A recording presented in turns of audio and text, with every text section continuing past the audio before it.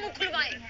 अतर काज़मी उन मुसलमानों को जिनकी हमेशा एग्जांपल देते हैं कि हमारे मुसलमानों को भी मिलता है। कौन है वो मुसलमान? कितनी परसेंटेज है उन मुसलमानों की?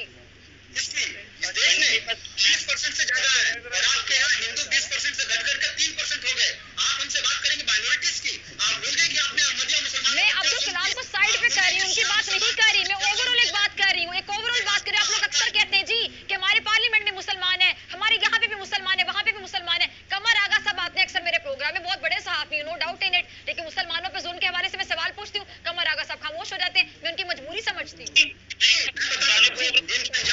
पंजाब राज्य में आपने क्या किया अहमदिया मुसलमानों के साथ? आपके यहाँ मुसलमान जो बेहतर हालत में हैं, वो उन मुसलमानों के लिए आवाज क्यों नहीं उठाते? मेरा भारत में बेहतरीन हालत में जो मुसलमान मौजूद है, उनसे आज सवाल है, जो पिछले वाले मुसलमान है, उनके लिए वो मुसलमान क्यों आवाज नहीं उठाते? अहमदिया मुसलमानों को मस्जिद पर अटैक किया जाता है और आप कहते हैं कि आपने जस्टिस किया है मुसलमानों के साथ। अतर मुझे एक सवाल का जवाब दें। जितने भी मुसलमान वहाँ बेहतर किसी पोस्ट पर हैं, किसी अच्छी पोजीशन में हैं, बात करने की पोजीशन में हैं, वो मुसलमानों के लिए बात क्यों नहीं करते जो बेचारे सफर किए जा रहे? सिर्फ इस बात पे कि मुसलमान हैं वो। और 1947 में उनके बाप ने इनका साथ दे दिया था, भारत का कायदे आज़म का साथ नहीं दिया था। एक मिनट मुझे जवाब देने दें, फिर आपने अपनी बात कर ली, जरा मुझे कंप्लीट करने दें मेरी बात। अच्छा, मैं पहले तो बात करूंगा कि इन्होंने कहा कि हमारे वजीर आजम के हवाले से इन्होंने बात की। हमारे वजीर आजम जब यूनाइटेड नेशंस में गए तो उन्होंने कहा कि बहसीत मुसलमान अगर हम पे मुश्किल वक्त आया तो हमारे पास कोई चॉइस नहीं, तो हम आखिरी अपने खून के कतरे तक लड़ेंगे। अब मैं बेशर्मी बताता हूँ। बेशर्मी ये होती है कि जब सुन तो लो ना यार, सुन तो लो। मुझे इसका जवाब दीजिए ना। ओसामा बिन लादेन शहीद कैसे हो गया? आप मेरी बात तो सुन तो लें, फिर आपका अपना जवाब। अब उनकी बात सुन लेना शर्मा साहब, अब अतर की बात तो सुन लेना, आपकी बात आराम से सुन। शर्मा साहब मैंने शर्मा साहब यही तो आपका मसला, बात ही नहीं सुनते ना। उन्होंने आपकी बात आराम से सुनी थी तो हम उनसे सुनी थी। मैं आती हूँ शर्मा साहब, आपकी तरफ आती हूँ। सुन तो लेना, आप बीच में बोल। अतर साहब जवाब दे रहे, जवाब सुने, फिर मैं आपसे जवाब दूँ। अच्छा, इन्होंने बेशर्मी की बात की। मैंने अपने प्राइम मिनिस्टर का कैरेक्टर बता दिया कि उन्होंने कहा कि हमारे मुल्क की तरफ कोई देखेगा तो हम क्या करेंगे। अब मैं आपको बेशर्मी की एक मिसाल देता हूँ। बेशर्मी की मिसाल ये है कि चाइना के फौजी अंदर आके बैठे हुए और मोदी साहब कहते हैं कि कोई तो हमारे मुल्क में तो कोई आया ही नहीं। ये होती है बेशर्मी।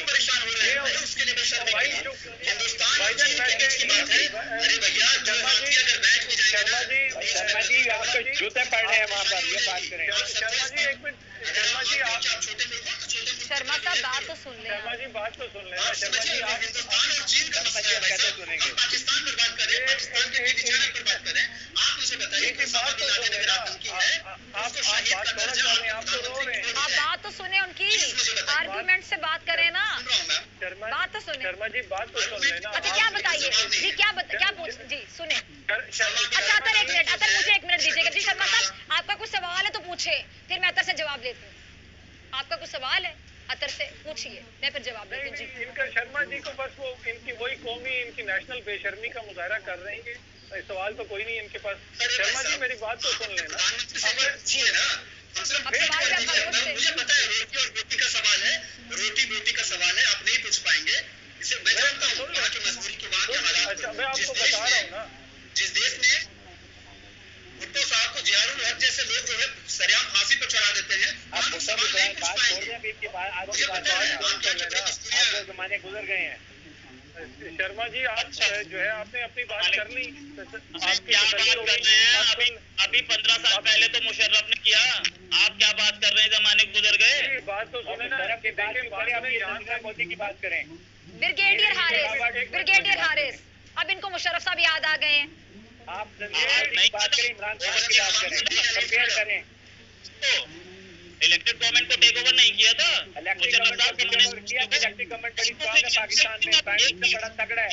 आपके जगह नहीं है जो कसाई बैठा हो मुसलमानों को मारने के लिए। बारी बारी बोले ना, किसी को नहीं समझ पाती। एक मिनट जी, ब्रिगेडियर हारिस नवाज साहब जी, ये रोहित शर्मा को मुशर्रफ कहाँ से याद आ गए?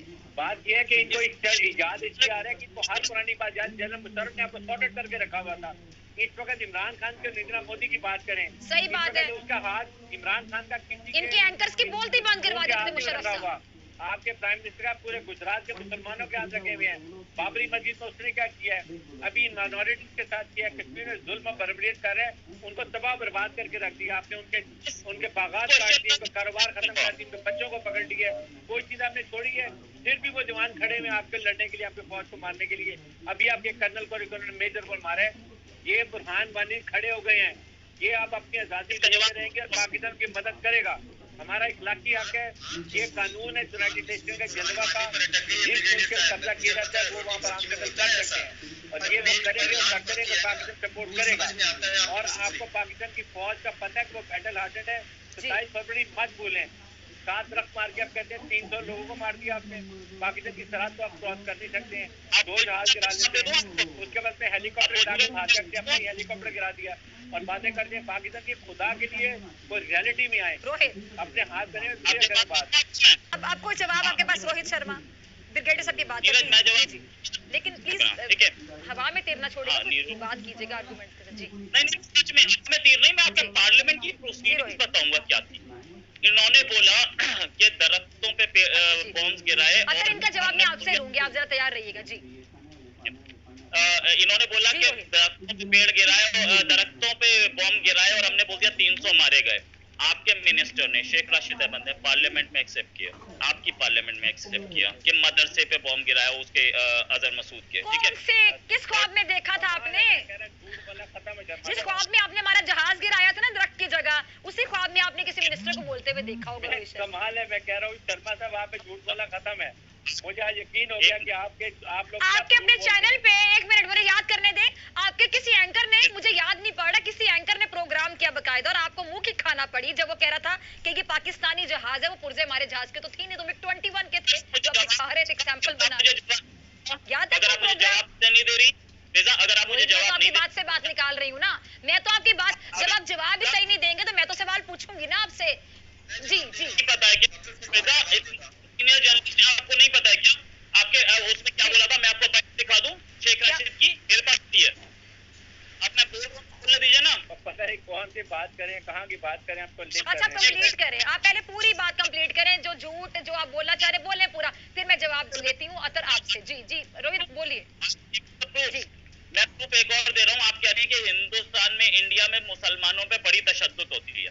अरे कौन सी तशद्दुद? एक बात सुनिए, पाकिस्तान से इंडिया मुसलमान आ रहे हैं, नेशनैलिटी ले रहे हैं, इंडिया से एक भी मुसलमान पाकिस्तान नहीं जाना चाहता। अब आप समझिए पाकिस्तान की क्या हालत है, यहाँ पे मरेंगे, यहाँ जबान काट दी जाएगी, मर्डर हो जाएगा, तो आंख निकाल दी जाएगी, लेकिन रहेंगे यहीं। सीधे बोलते हैं मुस्लिम, क्या क्यों जाए हम पाकिस्तान, यहीं रहेंगे, क्यों? मरने के लिए। एक तशद्दुद नहीं हो रही आपके यहाँ। मौका था फिर भी वो पाकिस्तान नहीं गए, वो इस देश के मुसलमान हैं, वो हिंदुस्तानी हैं, वो हिंदू और मुसलमान से सर हिंदुस्तानी। एक मिनट